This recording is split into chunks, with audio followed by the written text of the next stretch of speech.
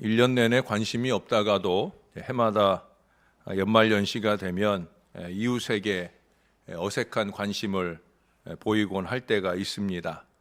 그래서 한 번쯤은 고아원도 찾아가고 또 양로원도 찾아가고 그리고 한 번쯤은 외국인 노동자들에게도 관심을 가져보기도 합니다. 또 이제 얼마 전 있었던 이 선거철이 다가오면 올해는 이제 코로나19로 인해 좀 그런 부분들이 좀 많이 줄어들었지만 그래도 선거철이 되면 괜한 친절로 다가오는 사람, 생전 처음 보는 사람이 아주 반갑게 인사를 해주고 또 요즘에는 이제 그런 일이 거의 없지만 옛날에는 선물도 주고 그랬었잖아요. 근데 우리는 이러한 친절과 관심과 사랑에 식상해 합니다. 왜 그렇습니까? 아무런 감동도 감사도 느끼지 못하는 그 이유는 그것이 일회용이기 때문에 그렇다는 거예요. 고아원이나 양로원 이런 데서도 그저 사진 한번 찍으러 오는 걸로 그렇게 생각을 하기 때문에 별로 그렇게 크게 감사한 마음이 안 든다 하는 얘기를 듣기도 합니다. 그러나 여러분, 언제나 변함없이 한결같은 사랑과 관심과 친절에는 누구나 다 감동을 하게 됩니다. 우리 하나님은 항상 그런 분이십니다. 오늘 본문의 예언자 이사야가 압제자들의 멸망을 쭉 예언하다 말고 오늘 2절에서 갑자기 하나님께 기도하기 시작을 합니다. 여호와여 우리에게 은혜를 베푸소서. 우리가 주를 앙망하오니 주는 아침마다 우리의 팔이 되시며 환난 때에 우리의 구원이 되소서. 환난 가운데서 주를 앙망하며 하나님의 은혜와 구원을 간구하고 있는 걸 봅니다. 그런데 여러분, 그 간구의 근거가 뭐냐? 거기 중간에서 보시는 대로 주는 아침마다 우리의 팔이 되시며 환난 때 우리의 구원이 되소서. 아침마다. 그게 무슨 얘기예요? 늘 새롭다는 거예요. 늘 한결같다는 거예요. 언제나 변함없는 손길로 그 간구하는 자의 소원을 들어주신다는 거예요. 우리는 한결같지 못할 때가 많잖아요. 실수하거나 문제를 일으키거나 이런 데는 한결같은데 하나님 보시기 좋은 면에는 한결같지 못한 어리석은 모습을 보일 때가 많아요. 다행인 건 뭐예요? 하나님은 그렇지 않다는 거예요. 한결같다는 거예요. 여러분, 예레미야 애가라고 하는 책에 거기 3장에서도 비슷한 표현이 나와요. 저는 이 3장의 19절 이하의 말씀을 좋아하는데 특별히 21절부터 말씀을 읽어드리면 이렇습니다. 이것을 내가 내 마음에 담아 두었더니 그것이 오히려 나의 소망이 되었사옴은 여호와의 인자와 긍휼이 풍성하심으로 우리가 진멸되지 아니함이니이다. 이것들이 아침마다 새로우니 주의 성실하심이 크도소이다. 크시도소이다. 아침마다 새로우니 주의 성실하심이 크시도소이다. 예, 제가 크고 작은 많은 어려움과 시험 중에서도 저는 이 말씀을 가슴에 새기고 있기에 나는 부족하고 나는 어리석어서 나는 참 많이 실수를 야기하기도 하고 문제를 일으키게 되기도 하고 또 내가 원치 않는 어려움에 거하게 되기도 하지만 다행스러운 건 뭐냐? 하나님은 아침마다 새로운 하나님이시다. 예? 아침마다 새로우니 그 자비와 긍휼이 새롭게 우리 가운데 안겨지니 환난 가운데서도 다시금 하나님의 구원의 은총을 반드시 입게 될 것이다 하는 소망의 고백인 것입니다. 우리도 아침마다 이 하나님을 만나야 될 줄로 믿습니다. 우리가 아침마다 오는데 여러분 아침마다 오셔서 꼭 이 하나님을 만나고 가셔요. 거저 왔다 거저 가는 걸음 되지 마시고 이 하나님을 꼭 만나야 되는 거예요. 내가 평안 중에 있든지 환난 중에 있든지 즐거움 중에 있든지 슬픔 중에 있든지 우리의 아침을 깨워주시고 만나주시는 성실하신 이 하나님의 경험을 통해서 우리도 날마다 충만한 성령의 은혜 속에 하루하루를 살 수 있어야 된다는 거예요. 이러한 삶이 가능하기 위해서는 오늘 이사야처럼 구원의 하나님을 부를 수 있어야 된다는 거예요. 하나님, 우리에게 은혜를 좀 베풀어 주세요.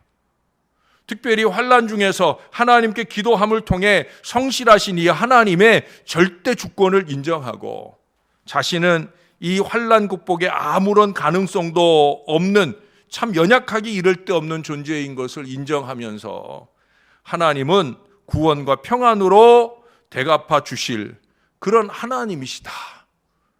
우리가 그러면 그 은혜를 입을 수 있다는 거예요. 여러분 6절에 보세요.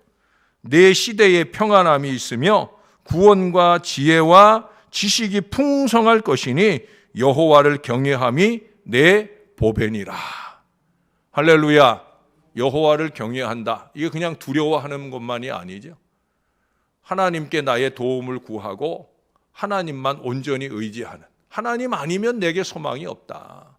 이 환난 중에 나를 구원해 주실 분은 하나님뿐이다. 이 경외의 마음으로 매달리는 것을 말하는 거예요. 그러면 역사하신다는 거죠. 여러분, 기도는 찬송과 함께 하나님 경외의 제일된 신앙 표현인 것입니다. 하나님은 기도하는 백성의 마음속에서 자신을 향한 경외의 마음을 보십니다. 기도는 절대 신용으로 하면 안 돼요. 여러분, 하나님은 우리의 기도의 소리를 들으시는 것이 아니라 기도하는 우리의 마음을 보고 기도하는 우리의 삶을 보신다고 그랬잖아요. 우리의 마음을 주님 보시기 좋은 마음으로 그것을 너무나도 귀한 보배로 여겨주시는 그 마음을 드리는 기도를 우리 주님 앞에 드려야 된다는 거예요. 그리고 그의 생애 동안에 평안과 구원과 지혜와 지식으로 풍성하게 하시는 우리 하나님의 은혜를 누릴 수 있어야 된다는 거예요. 이제 이 날마다 아침마다 성실하신 긍휼과 자비로 구원을 베푸시는 우리 하나님께 대한 우리의 신앙의 삶이 중요합니다. 하나님께 기도하는 만큼의 우리의 신앙의 삶이 중요한 것. 아까도 말했잖아요. 제가 늘 얘기하는 거잖아요. 하나님 우리의 기도를 들으시는 것이 아니라 기도하는 우리의 삶을 보신다.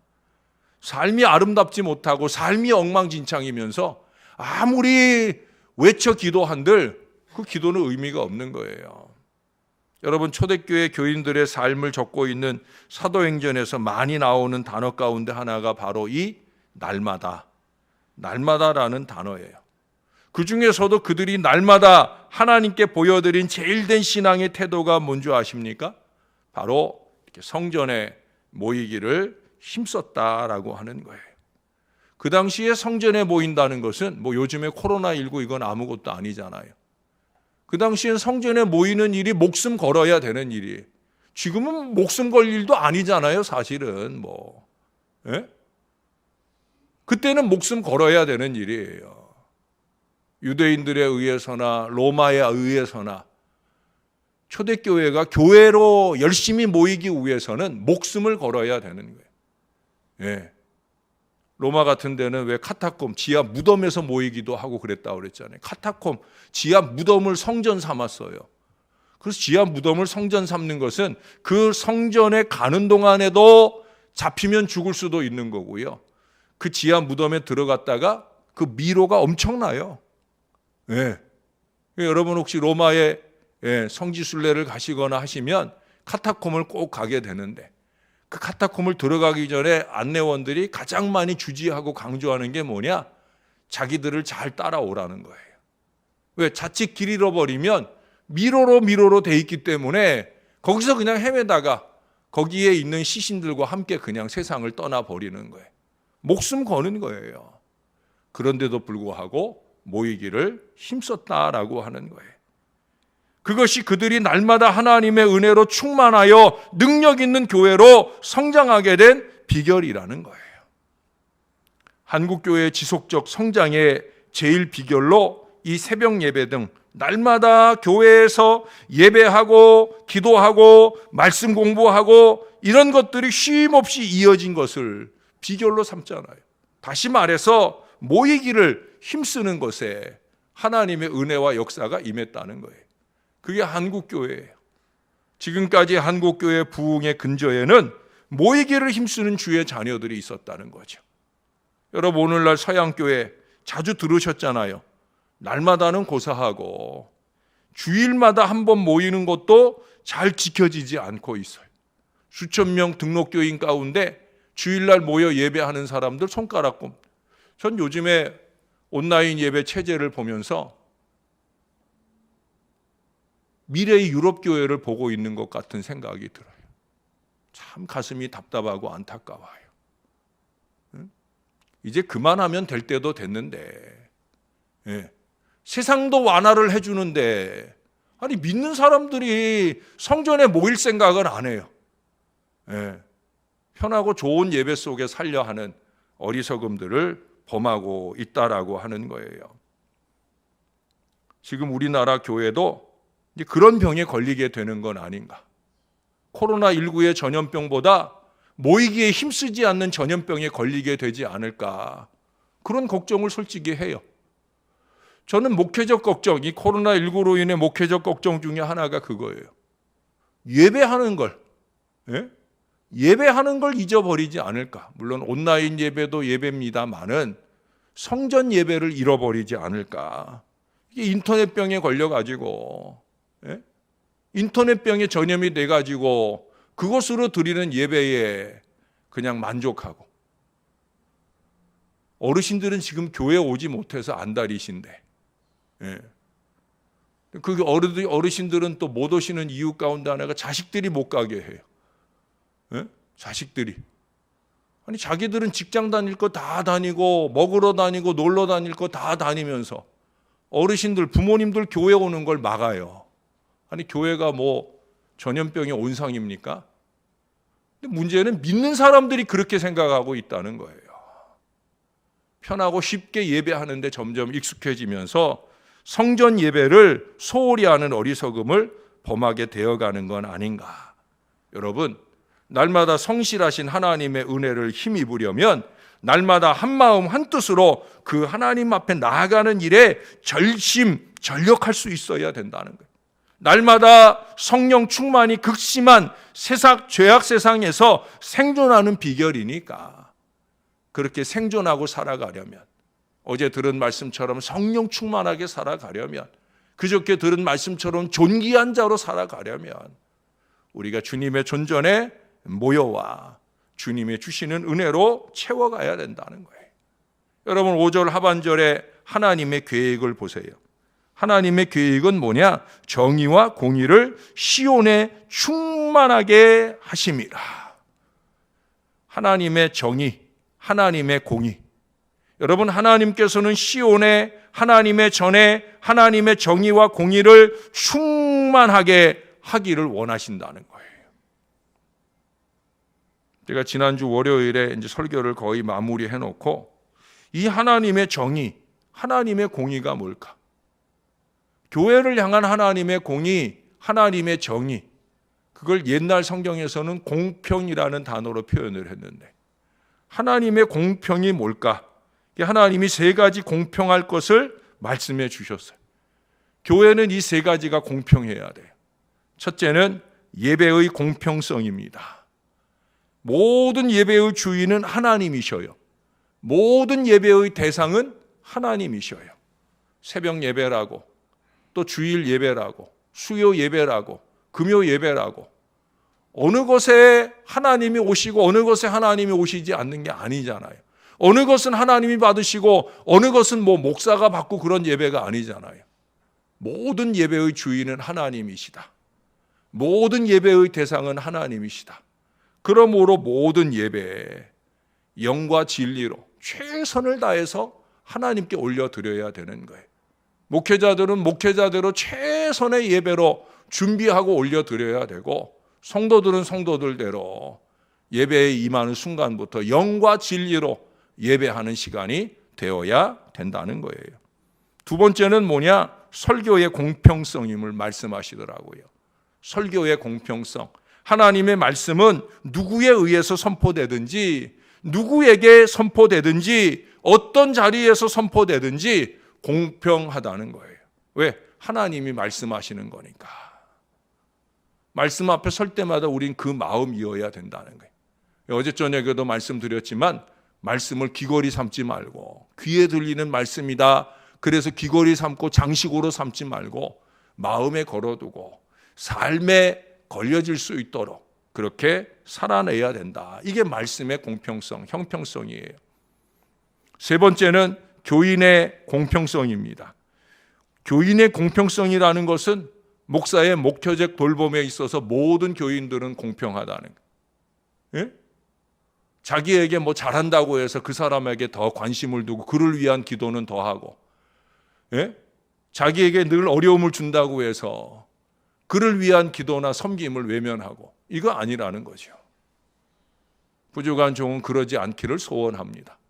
제가 이번에 비대면 대신방을 하면서 제가 이 목회의 공평성, 예? 목회적 돌봄의 공평성을 아주 절감하고 감사하고 있어요. 그래서 1년에 예? 한 번은 이제 대면 신방, 같이 찾아가서 신방하는 것을 하고, 또 한 번은 이 비대면 대신방을 해야 되겠다는 생각을 해요. 왜 그래요? 우리가 보통 일반 대신방을 할 때는 오라는 집만 가잖아요. 예? 근데 요즘에 신방 받는 거 별로 안 좋아하거든요. 저는 그런 부담을 별로 원하지 않는데, 예? 뭐 밥 먹고 뭐 목사 도서비 주고 뭐 이런 거 저는 별로 원하지 않거든요. 예. 근데 그런 것들에 대한 괜한 부담을 가지고 신방을 안 받으려고 그래요. 근데 이 비대면 대신방이 좋은 게 뭔지 알아요? 원하거나 원치 않거나 다 갈 수 있어요. 예. 제가 깜빡하고 놓치지만 않으면 지나가는 길에 우리 교인들 집을 구석구석 다 찾아가고, 그래서 어떤 집에는 교패 없는 집에, 제가 그래서 이번 대신방, 비대면 대신방 때는 교패를 제가 항상 넣고 다녀요. 그래서 교패 없는 집에는 교패를 제가 직접 제 마음대로 붙이지는 않습니다. 물론 어떤 가정은 저한테 제가 통화를 해서 허락을 해줘서 제가 붙였지만, 제가 간단한 제가 왔다 간 흔적을 거기 남길 때 그 안에다 제가 교패를 넣어놓고 교패 두고 간다는 신호를 보내줍니다. 그리고 어떤 교인은 예? 작년 후반부에 등록했나 그런 가정인데 그 가정도 교패가 없어요. 다른 교회 교패가 붙어 있어요. 잘못 찾아간 건 아닙니다. 그래서 이제 거기에다가 제가 교패 넣어주고 이렇게 흔적을 남기고 기도하고 왔는데, 문자로, 처음 문자는 이제 그날 신방하고 나서 제가 연락드리니까, 그러니까 감사하다는 문자를, 오히려 기성교인들은 감사한 마음의 표현들이 별로 없어요.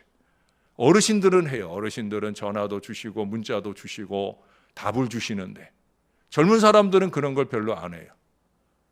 제가 여기서 젊다는 건 5, 60대를 포함하는 젊은이들입니다. 근데 여러분, 우리 교회 온 지 얼마 안 되는 사람들은 다 표현을 해요. 그리고 교표를 붙이고 인증샷을 찍어 보내. 교표를 딱 붙여놓고, 그것도 다른 교회 교표를 띄려고 그러니까 먼저 살던 집 살던 사람이 붙여놓은 건데 그 교표를 띄고 우리 걸 붙이려니까 이게 잘 안 떨어지거든요. 교표는 떨어지지 말게, 신앙도 떨어지지 말라고 아마 단단하게 붙여놓나 봐. 그러니까 그게 안 떨어지니까 이분이 그 위에다 우리 교표를 붙였어요. 그리고 그거를 그렇게 글을 쓰기도 하고 사진을 찍어가지고 인증샷을 보냈어요. 제가 그걸 한참 읽고 보고, 목사는 교표 붙이는 일이 행복한 일이거든요, 솔직히. 근데 제 마음대로 안 붙이고 붙여주십사 했는데 그걸 예쁘게 잘 붙이고 그렇게 붙였다고 하는 걸 저한테 인증샷 보내주고 해서, 이게 비대면 대신방의 아름다운 공평성이 아닌가. 모든 교인들을 다 찾아보고 기도해 줄 수 있는 일. 여러분, 그것이 비대면 대신방만 아니라 모든 부분에서 저는 더더욱더 열심히 여러분들을 섬기려 합니다. 여러분들도 교회를 향해 항상 이 공평한 마음으로 잘 신앙하시기 바라요.